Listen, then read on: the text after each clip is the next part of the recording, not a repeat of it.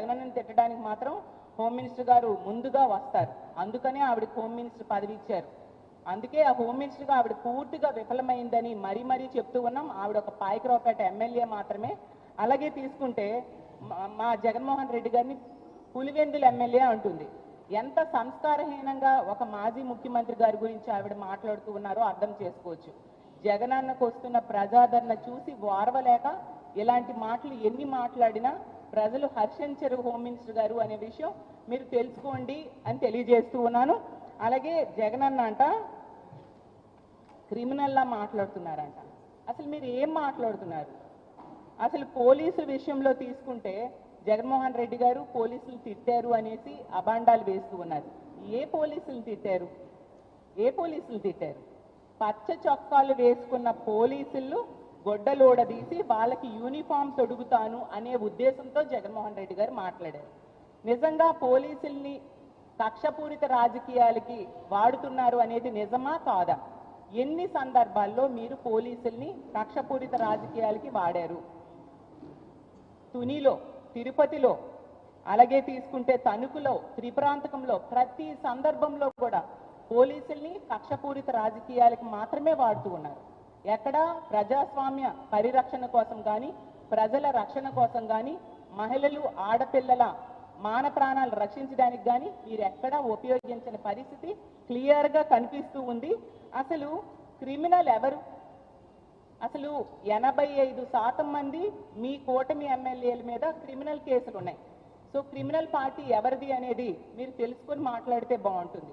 సాక్షాత్తు మీ తెలుగుదేశం పార్టీని స్థాపించిన ఎన్టీ రామారావు గారే క్రిమినల్ అని ఎవరిని అన్నారు? ఏ నాయకుడు క్రిమినల్ నాయకుడు అనేది మీ అందరికీ తెలిసి కూడా ఇలా ప్రజల్ని మభ్య పెట్టడానికి ప్రయత్నించడం ఎంతవరకు సమంజసం హోమ్ మినిస్టర్ గారు అని నేను అడుగుతూ ఉన్నాను. ఈరోజు తీసుకుంటే గతంలో తెలుగుదేశం పార్టీ అధికారంలో ఉండేప్పుడు చాలా ఘోరంగా పోలీసుల్ని కక్షపూరిత రాజకీయాలకు వాడుకున్నారు. ఈ రోజు మళ్ళీ అధికారంలోకి వచ్చా కూడా అదే విధంగా రాజకీయ కక్ష సాధింపులకు వాడుతూ ఉన్నారు తప్ప వాళ్ళని ప్రజల రక్షణ కోసం వాడని పరిస్థితి. అసలు గతంలో పోలీసుల కాళ్ళు విరగొట్టింది ఎవరు? పోలీసుల తాలూకా కళ్ళుకి గాయమయ్యేట్టుగా ప్రవర్తించింది ఎవరు అనేది ఈ రాష్ట్ర ప్రజలందరికీ కూడా క్లియర్గా తెలుసు. అలాగే తీసుకుంటే ఐపీఎస్ అధికారుల్ని పేర్లు పెట్టి తిట్టిన చరిత్ర ఈ రాష్ట్రంలో ఎవరికైనా ఉందంటే అది మీ నాయకులకే. లోకేష్ గారైనా చంద్రబాబు నాయుడు గారైనా ఏ విధంగా గతంలో పోలీస్ అధికారులను తిట్టారో మీకు చూపిస్తాను.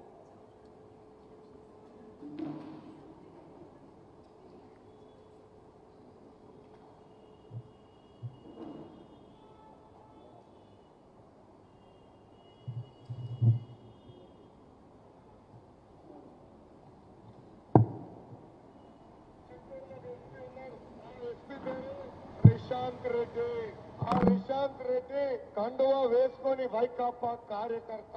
చంద్రబాబు నాయుడు గారి పైన వైకాపా నాయకులు రాలేస్తే ఈ రిషాంత్ రెడ్డికి కనబడలేదంట. ఆ రిషాంత్ రెడ్డి చెప్తున్నా 9 నెలలు ఓపిక పట్టు, నీకు ఆపరేషన్ చేపించి అన్ని కంపెనీ విధంగా చేస్తాడు ఈ Lokesh. Rishanth Reddy, you are unfit to be an IPS officer.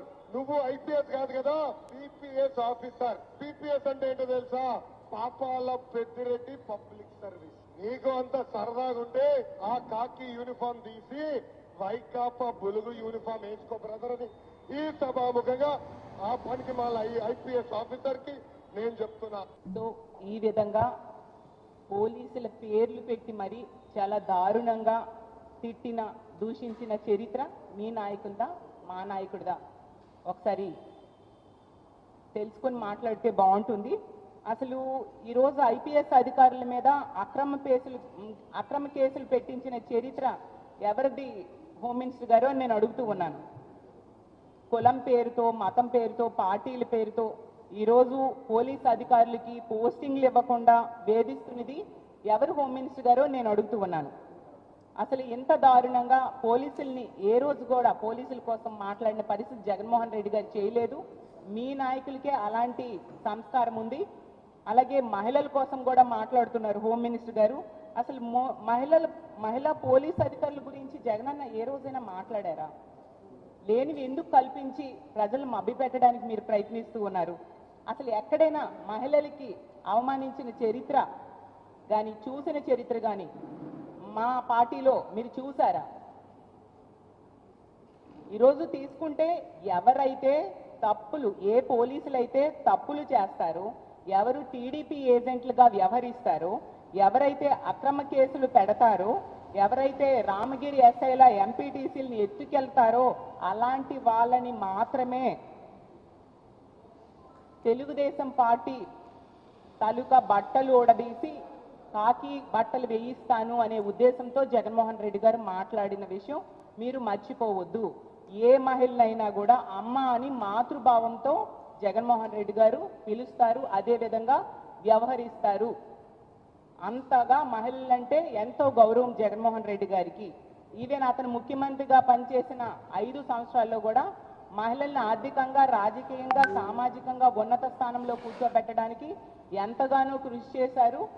ఒక మహిళా పక్షపాత ముఖ్యమంత్రిగా 5 ఏళ్లు పరిపాలించారు. అసలు ఈ రాష్ట్రంలో మహిళలందరూ తమ సొంత అన్న ముఖ్యమంత్రి అయితే ఎలా ఉంటుందో అలాంటి భద్రతని, భరోసాని జగనన్న ముఖ్యమంత్రిగా ఉండేప్పుడు ఆ రోజు పొందిన విషయం మీరు మర్చిపోవద్దు అని తెలియజేస్తూ ఉన్నాను. అసలు మహిళల మీద గౌరవం గురించి మీరు మాట్లాడుతున్నారు. మీ తెలుగుదేశం పార్టీ ఎమ్మెల్యే అయిన ఆదిమూలం వలన ఒక మహిళ ఇబ్బందులు పడి ఇక్కడ ప్రెస్ మీట్ పెడితే ఆమెకు రక్షణ ఉండదని పక్క రాష్ట్రానికి వెళ్ళి ప్రెస్ మీట్ పెడితే కనీసం అతని మీద కేసు పెట్టారా? అలాగే జనసేన నేత కిరణ్ రాయల్ వలన ఒక లక్ష్మి అనే బాధితురాలు ప్రెస్ ముందుకు వచ్చి చెప్పింది. అతన్ని ఏమైనా అరెస్ట్ చేశారా? ఏమైనా చర్యలు తీసుకున్నారా? ఆ రోజు తీసుకుంటే మీరు ప్రతిపక్షంలో ఉండేప్పుడు, జగనన్న ముఖ్యమంత్రిగా ఉండేటప్పుడు గీతాంజలి అనే మహిళ ఇళ్ల పట్టా వచ్చిందని సంతోషంగా చెప్తే ఆమె విపరీతంగా ట్రోల్ చేసి ఆమె ఆత్మహత్యకు కారణమైన మీ టీడీపీ వాళ్ళ మీద ఏమైనా కేసులు పెట్టారా మీరు? ఎంత నీచమైన చరిత్ర అంటే మొన్ననే ఒక చిన్న పాప జగనన్న మీద అభిమానం చూపిస్తే ఆమెను దారుణంగా ట్రోల్ చేయడమే కాకుండా తల్లిని కూడా మార్చేసి ట్రోల్ చేశారు. మరి వాళ్ళ మీద ఏమైనా మీరు కేసులు పెట్టారా? మీరు ఆ మహిళల మీద గౌరవం కోసం మాట్లాడుతూ ఉన్నారు. ఈరోజు ఈ రాష్ట్రంలో ఉన్న మహిళలు ఎంతగా ఇబ్బంది పడుతున్నారో ఏ మహిళని అడిగినా చెప్తారు. మహిళలకి రక్షణ లేదు, ఇంటి నుంచి బయటికి వెళ్తే కూడా వారికి కనీసం రక్షించే నాదుడు లేని పరిస్థితి ఈరోజు ఈ రాష్ట్రంలో ఉంది. అసలు 1100 మంది పోలీసులతో బందోబస్తు ఏర్పాటు చేశామని చెప్తూ ఉన్నారు. ఎక్కడున్నారు ఆ 1100 మంది? 250 మంది ఏమో ఆ హెలికాప్టర్ దగ్గర ఉన్నారు అని చెప్తున్నారు. ఏరి ఎక్కడ కనిపించలేదు 250 మంది.